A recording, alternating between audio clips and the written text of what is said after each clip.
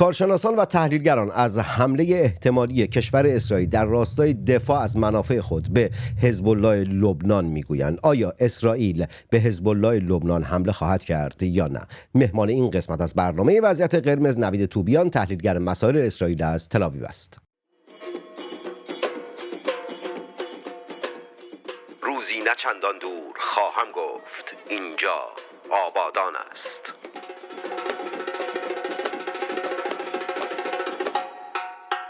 نوید، آیا اسرائیل با توجه به اینکه در حال حاضر در حال جنگ با گروه تروریستی حماس هست به لبنان هم حمله خواهد کرد یا نه؟ دو فکت رو باید در نظر بگیریم.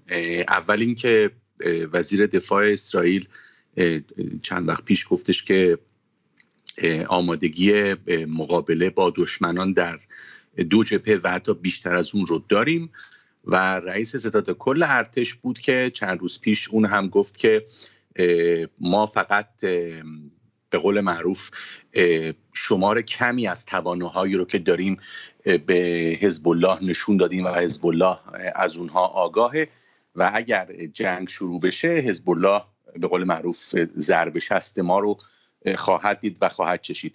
اینکه جنگ بشه یا نشه تمام دنیا به ویژه آمریکا و فرانسه سعی میکنن که با قرارداد و با یه توافقی سر و ته قضیه رو هم بیارن. آمریکا خب البته معلومه که چرا، چون در سال انتخابات هست و آخرین چیزی که میخواد یک جنگ فراگیر هست.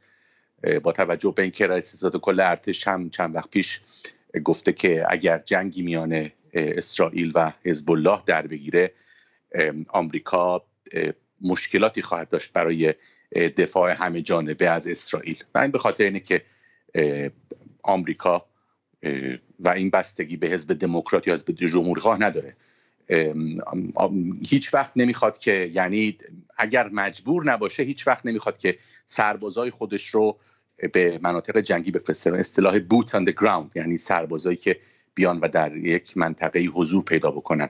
دیدیم که نوید لابلای صحبتات این سال هم به وجود من گفتی که اسرائیل گفته که توانایی‌های بیشتری داره و توانایی اندکش رو در جنگ با حماس نشون داده و گفتی که نمیدونم توانایی‌هاش رو طوری صحبت کرده که حزب الله میدونه که چه توانایی‌های دیگری داره. در حالی است که حزب الله مدعی است که پهپاد وارد خاک اسرائیل کرده. حزب الله پهپاد وارد خاک اسرائیل کرده و این هم درسته. روزی نیست که آبادی‌های شمال اسرائیل اون آژیرهای ناشی از ورود به قول معروف اجسام پرنده متخاصب رو تجربه نکنن. این امریه که اسرائیل تا الان هنوز نتونسته به اون طوری که از پس حماس بر اومده از پس پهپادهای حزب الله لبنان در بیاد. خب هزاران هزار پهپاد حزب الله لبنان از جمهوری اسلامی دریافت کرده و هیچ بعید نمیدونم که حتی دانش ساختش رو هم جمهوری اسلامی به حزب الله منتقل کرده باشه و همین الان هم با وجود اینکه بیش از 150,000 موشک و راکت حزب الله در اختیار داره هنوزم در حال تقویت دادن به بنیه نظامی خودش هست. بیا برگردیم به همون قضیه.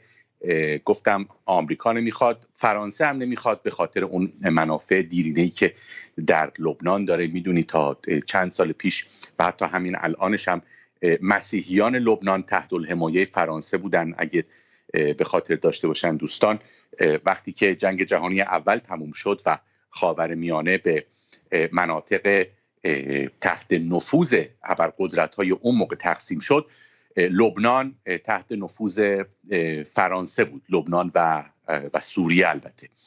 و داریم میبینیم که هنوز که هنوزه فرانسه سعی میکنه، اونم البته نمیخواد اون بهایی رو که باید بپردازه. میبینیم که رفتار فرانسه در جاهای دیگه دنیا متفاوته. اگر مثلا ساحل عاج یا سیرا لئون رو در نظر بگیریم، هر بار که تقی به توقی میخوره فرانسه فوراً نیرو میفرسته و اون اغتشاشات یا اون ناآرامی ها رو به هر نحوی که هست سرکوب میکنه. آبم از آب تکون نمیخوره، هیچ کی هم صداش در نمیاد. اینه که اگر آیا واقعا جنگ میشه، به باور من اسرائیل چاره دیگه ای نداره. من قبلا هم در گفتگوهای پیشتر با خودت گفتم که اگر لبنان که چه عرض کنم، حزب الله لبنان به شمال رودخانه لیتانی بر نگرده، ما شاهد جابجایی مرزی خواهیم بود. اینا البته تمام نتایج چند چیز هست. یکی اون خروج عجولانه اهود باراک به عنوان نخست وزیر اسرائیل که یکی از وعده‌های انتخاباتیش در سال 2000 این بود که به هر قیمتی که شده ارتش اسرائیل رو از جنوب لبنان خارج میکنه.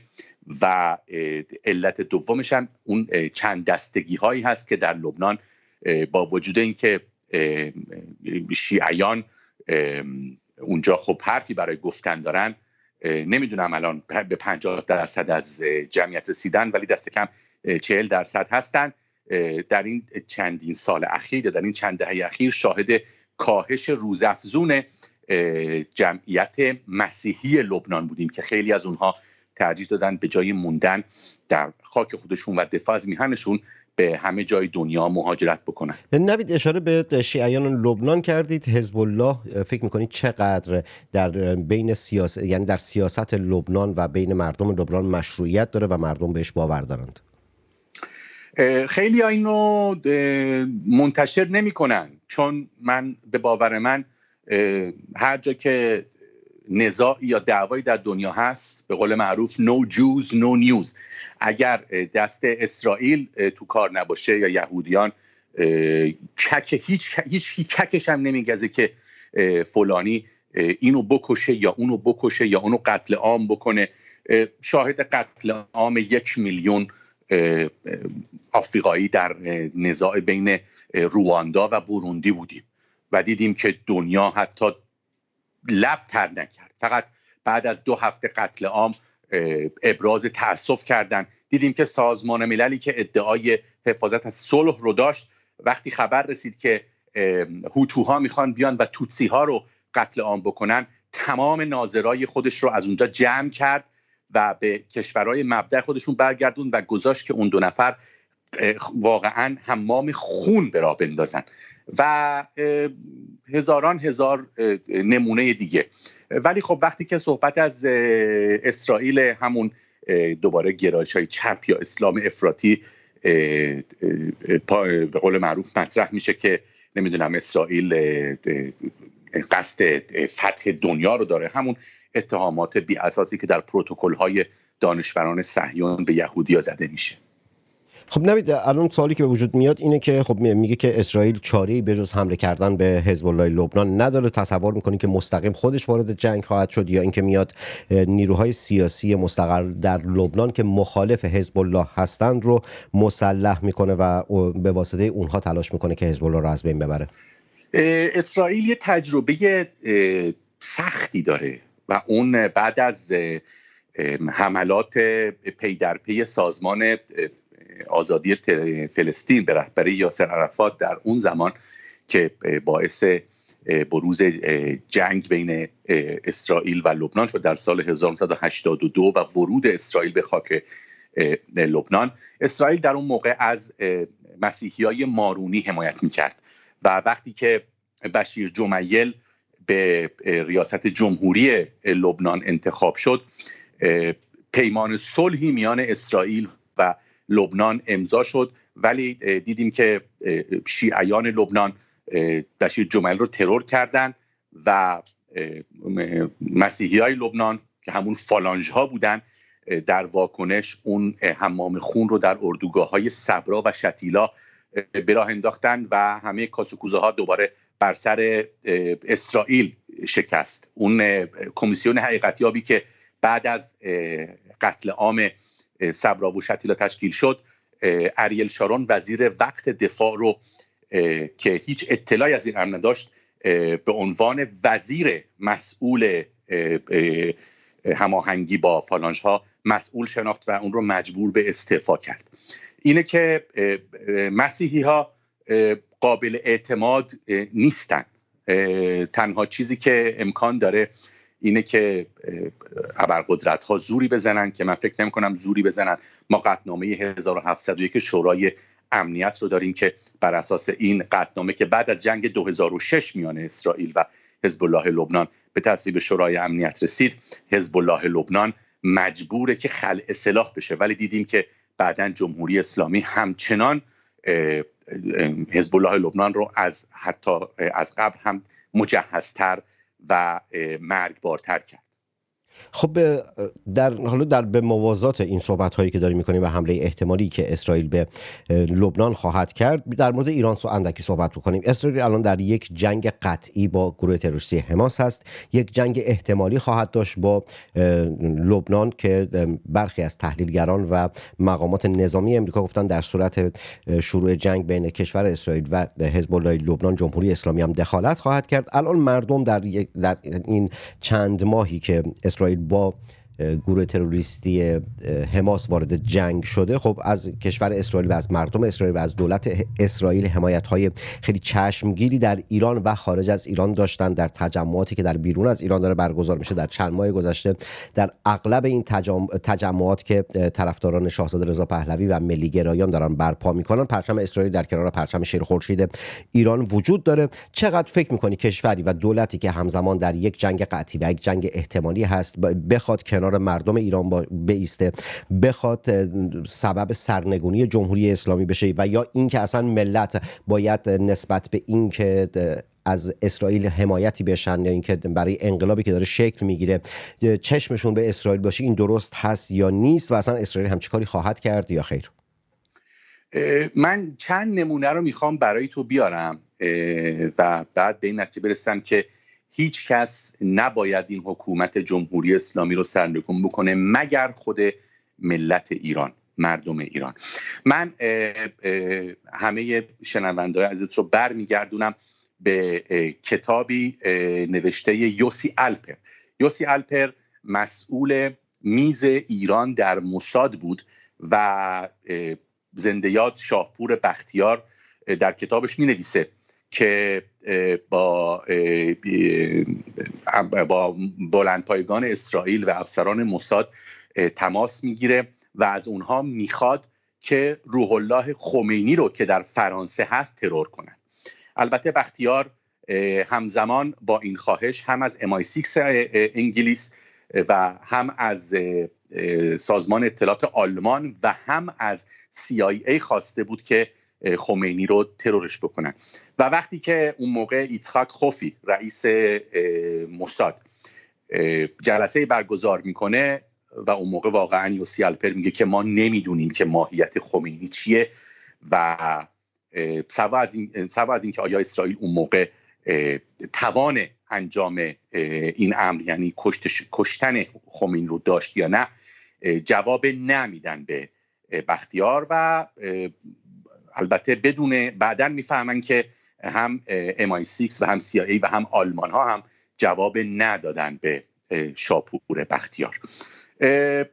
و اول از اون مقامات اسرائیل هنوز که هنوزه به نظر من اون شناخت واقعی رو ندارن. مقامات اسرائیل هنوز با اون اقشاری که باید با اونها رابطه برقرار بکنن ندارن. ولی فرض کنیم که واقعاً دولت اسرائیل حالا به هر نحوی که من هنوز نمیدونم چجور بخواد که دست به تغییر رژیم در ایران بزنه، رژیمی که میدونیم به قول نفتالی بنت نخست وزیر پیشین اسرائیل سر مار هست، سر 8 پا اونجاست و باید سر مار و سر 8 پا رو زد تا بقیه بازوها و بقیه توانایی هم از کار بیفته. ولی اگر اسرائیل این کار رو بکنه، من هیچ بعید نمیدونم که از همه جای دنیا به ظاهر ملیگرایان یا اکثر مردم میان میگن میبینید همون حرفایی که تو پروتکل‌های دانشوران صهیون زده شد که یهودیان هر وقت که بخوان یک حکومت رو سرنگون میکنن و باعث آشوب میشن، همین کار رو هم کردن.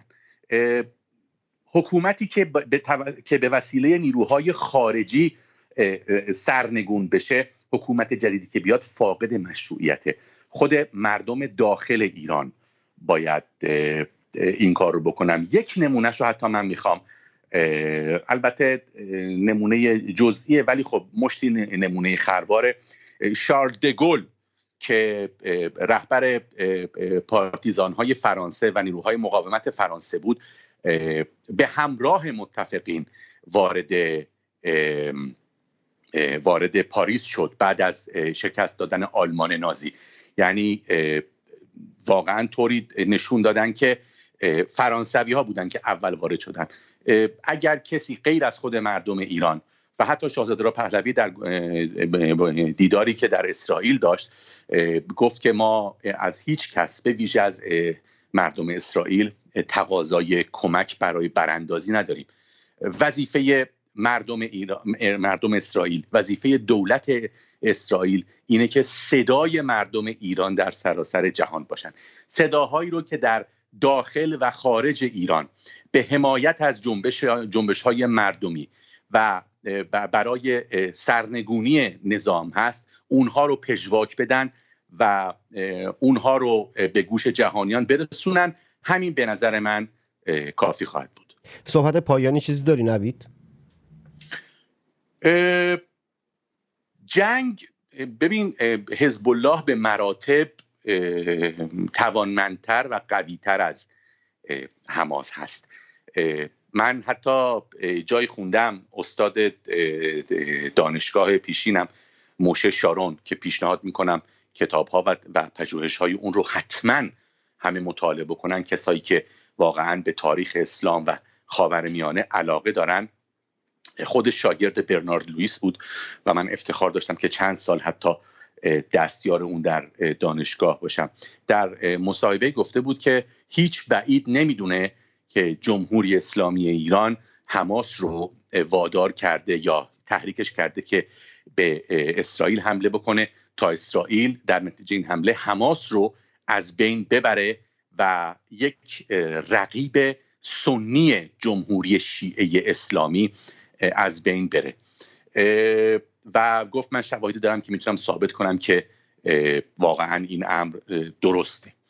حزب الله لبنان قضیهش فرق میکنه. یک، شیعه هستن، دو، حتی میشه گفت پیوندهای فامیلی میان جمهوری اسلامی و حزب الله لبنان هست. خودمون میدونیم دختر قاسم کتلت عروس عضو شورای اجرایی حماس هست، معذرت میخوام، حزب الله لبنان هست.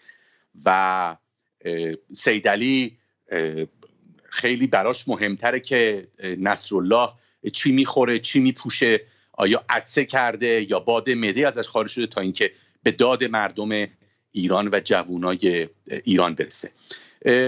باید دست به دست هم بدن.